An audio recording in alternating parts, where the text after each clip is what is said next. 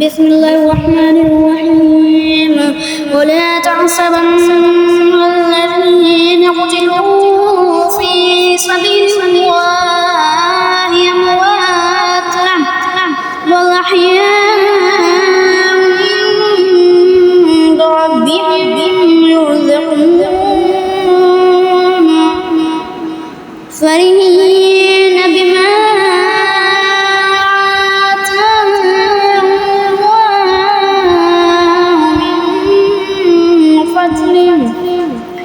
ويستبشرون بالذين لم يلحقوا بهم من خلفهم ألا خوف عليهم ولا هم يحزنون।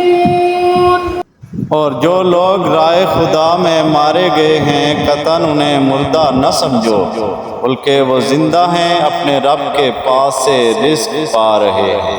अल्लाह ने अपने फजल से जो कुछ उन्हें दिया है उस पर वो खुश। और जो लोग अभी उनके पीछे उनसे नहीं जा मिले उनके बारे में भी खुश हैं कि उन्हें न कोई खौफ होगा और न वो महज़ून होंगे, यानी गमज़दा होंगे।